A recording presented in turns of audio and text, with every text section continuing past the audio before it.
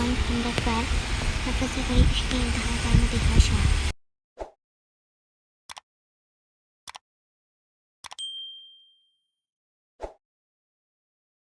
आज हम लोग जो पढ़ेंगे पॉइंट नंबर 12। सबसे बड़ी इश्क इंतहा का मदिहा शाह। साहिबा, कैसी हो नादिया? जो नादिया से मिलने आया था उसके सीने से आके देखते उससे पूछा। नादिया जो अनजान थी कि मान उसके घर आया है उसको फीलिंग करने के लिए उठाया खुद का मुझे देख चुकी। मैं ठीक हूँ। वो सीधा देखते साथ ही नीचे आते उसके बिल्कुल सामने खड़ी हूँ। तुम यहाँ वो हैरान थी कि मान उसके घर, जबकि वो जानती थी जो नादिया की तरह वक्त में हुआ था। दोनों पुराने के लोग एक दूसरे से दूर हो गए थे।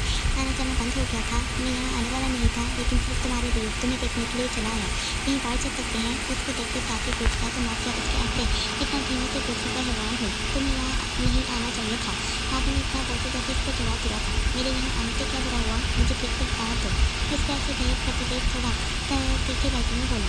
इवन को अच्छा नहीं लगेगा? उसे इसका नाम का चेहरा देख बोली। इवन को अच्छा लगेगा नहीं? एक बात हमारे दरमियान तय हुई थी कि हम हमेशा अच्छे दोस्त रहेंगे। कभी भी कोई भी मुसीबत में पड़ेगा तो दूसरा उसका साथ देगा। वैसे भी इवन शक्ति में भी नहीं है। इतना कहता हल्के से मुस्कुराया तो नादिया का उठा हुआ चेहरा भी सब मुस्कुराहट लोगों पर चला गया। चलो तो इसको रास्ता देते बोला। माँ पापा, मैंने इनसे बात कर ली है, तुम बस मेरे साथ चलो। तो उसका हाथ पकड़ आगे बढ़ा तो नादिया उसको ऐसे देख खींचती चली गई। रहो हया उठो। अयान जो उसके घर पर नाज हुआ था उसके नोटबुक पर झुके देख सवाल करते बोला। मैं हया उसके ऐसे बिहेव पर हैरान हुई थी।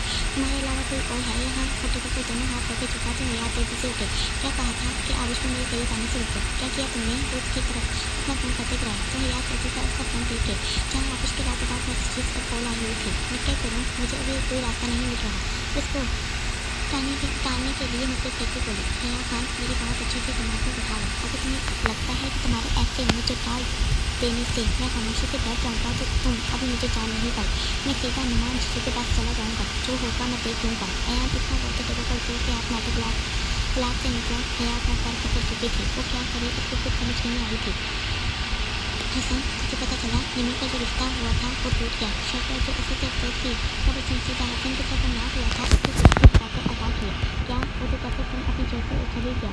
तुम कैसे कर रही हो? हसन जो पूछता गया था तुम खुशी का क्या पता? सच्ची यार तुझे पता है मैं ज़्यादा मजाक नहीं करता और तेरी ऐसी शक्ल देख के झूठ बोलूँगा कभी भी नहीं। वो इतना बोल के मुस्कुराया तो हसन खुशी से उसके गले लगा।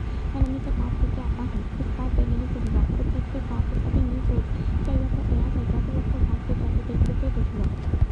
वो मुझसे सवाल था, कहाँ हो? सारी रात से घर नहीं आया था।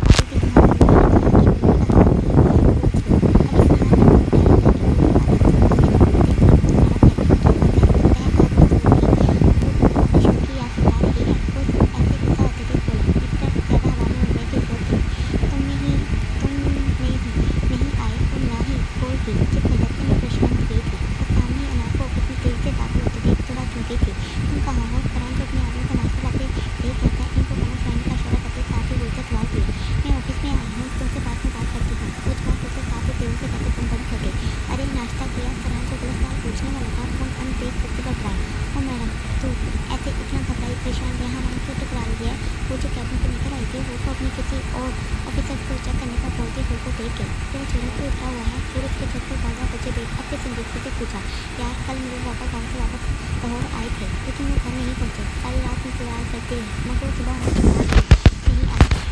उनका फ़ोन बंद जा रहा। अनार पूरी तरह सफाई बोली तो फिर हैरान होकर परेशान थे। अनार तेरा बाबा का नंबर आगे बस करता ही चला था। कहीं फ़ोन बंद हुआ। उसके बाद फ़ोन को किसी ने अभी तक फ़ोन नहीं किया। मैंने बस कॉल करके आस-पास मेरे कैमरे की तस्वीर की वीडियो मंगवाई है। देखते हैं कि वो कहाँ गए हैं। ताले तो नहीं आएंगे। अनार के घर का हाथ रखते बोला। ईशा का अनार फ़ोन ने भी उसको हौसला और सफर करने का बोला था। जिसके साथ ही कहा था दुआ करें वो यहाँ की हो जहाँ दोनों तक जैसे हों। ईशा को यूँ छोड़ आई हूँ। उसका ध्यान पापा की तरफ न जाए तो प्लीज़ मेरा एक काम कर दो। सबको कॉल कर और बोल के यूँ ईशा का थोड़ा ख्याल रखे। ईशा बताती है कि उसका दोस्त है। मैं तो उस पागल लड़की की बातों पर हैरान रहती हूँ लेकिन अभी कुछ उनको बोल दो। कॉल कर और बोल के यूँ ईशा का थोड़ा ख्याल रखे। ईशा बताती है कि जब उसका दोस्त है। मैं तो उस पागल लड़की की बात पर हैरान होती हूँ लेकिन अभी तो उसको बोल दो। अनार दूर से कहते आने के पीछे गई तो वो ने फ़ोन पर जल्दी टाइप करके तुमको मैसेज किया। कहाँ है वो? सुल्तान शाह के पुराने संकट में हमारे वहाँ आए थे तो वहाँ और अभी अमीरों के शहर पर देख पाल जगह लोग रख किया। वहाँ फरहान जल्दी सा शाह कर गया तो सुल्तान शाह लोग आगे बढ़े। शाह तुमने हाथ उठाया क्या? सुल्तान शाह और सब्जी को आगे जाते देखते यहाँ के लोग से बड़ी आवाज़ में पूछा। चाचू वो अपनी फ़ोन नहीं खोल रहा था। उल्टा कह रहा है मुझे फरहान शाह से मिला है। मैं उसके बताना चाहता हूँ।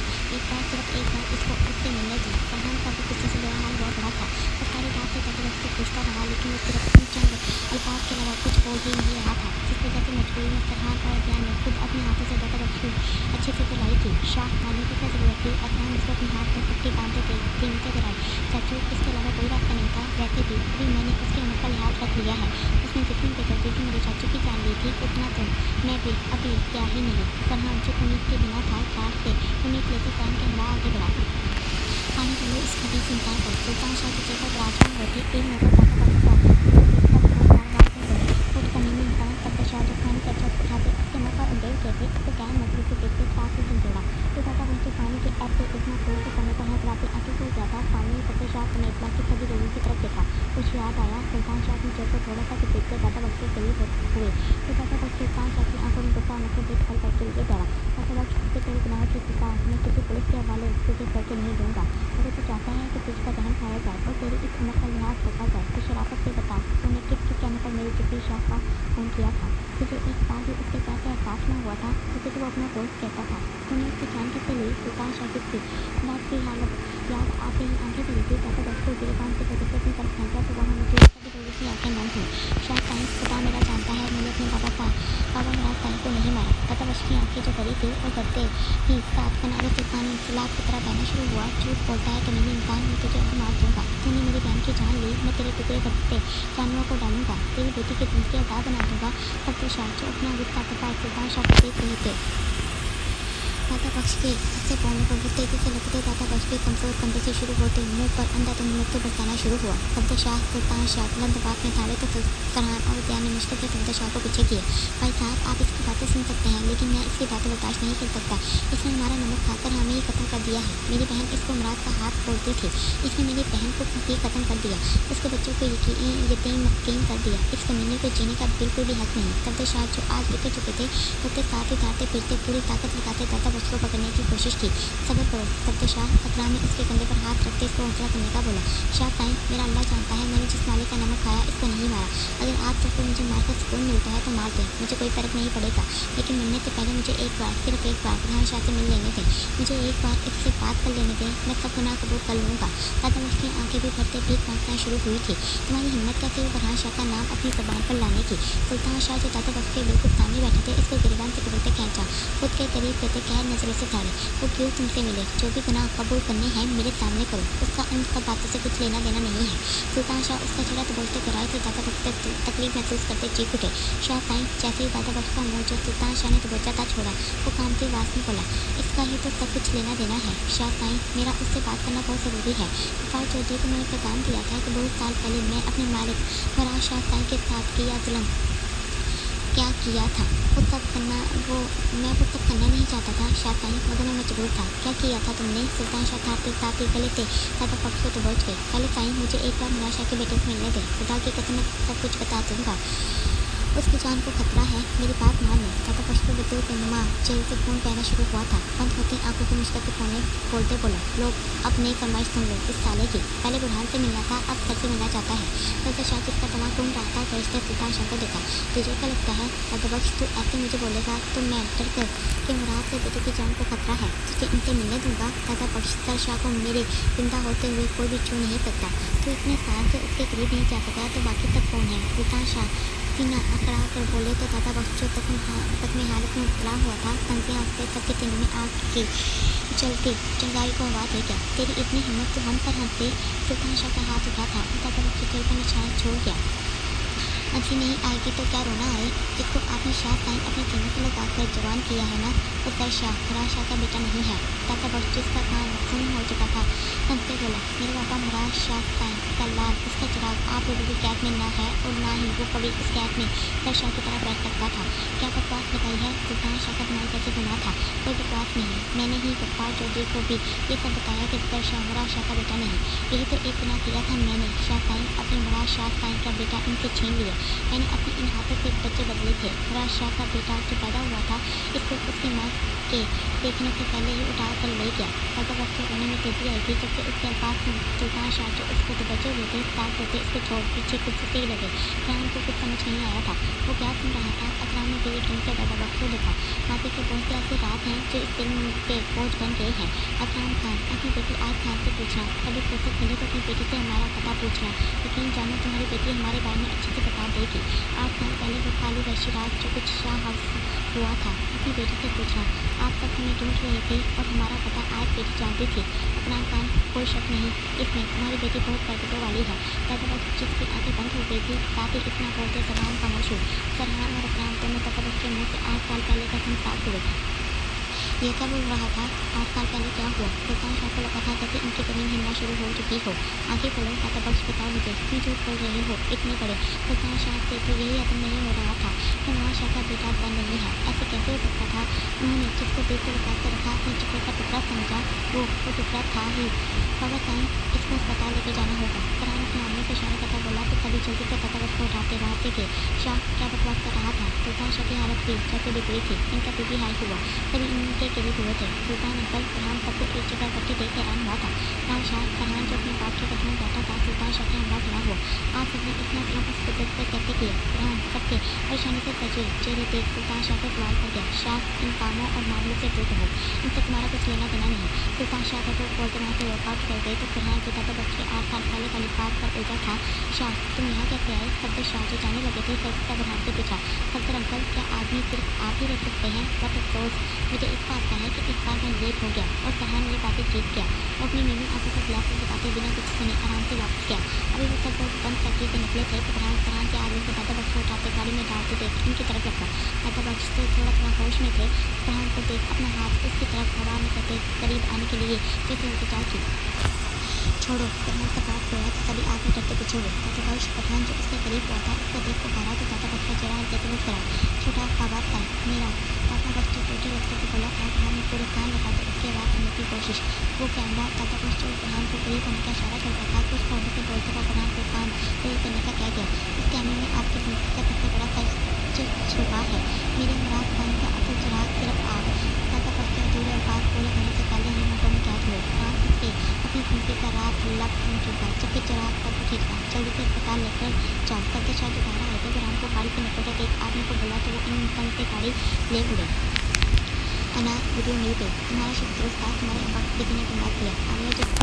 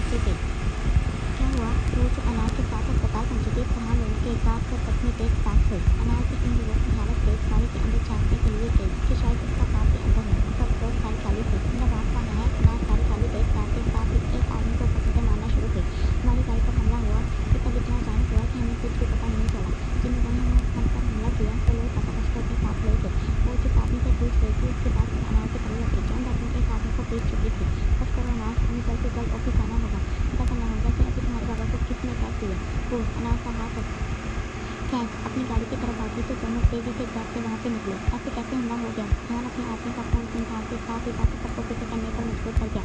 अब क्या होगा? सोचकर शाह ने अपना सर पकड़ा।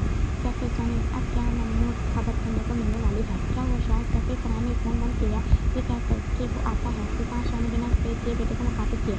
और बताएं, मेरे ख्याल से मेरा और अकराम नामों का शख्स खुद था। दादा वक्त अकेला नहीं था चाचू को मारने वाला। वो जानता था कि हम दादा वक्त पर पहुँच चुके हैं, इसीलिए तो उस शख्स ने मेरे आदमी पर हमला करवाते दादा वक्त को अपने साथ ले उड़ाया। फरहान ने आप ऐसे बोला तो सभी एकदम से खड़े हुए।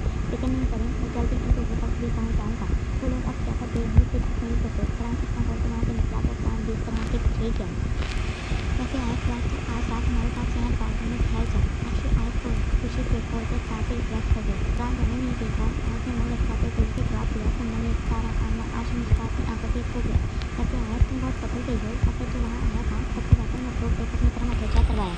हाँ, सबको मैं ही सच्ची नजर आ रही हूँ। वो जो तुम लोगों ने मुझे बताए बिना इतने बड़े काम किए हैं उन सबका क्या? आज जो जान चुकी थी कि मम्मी और अपने एक दूसरे को तंग करते हैं और तुमको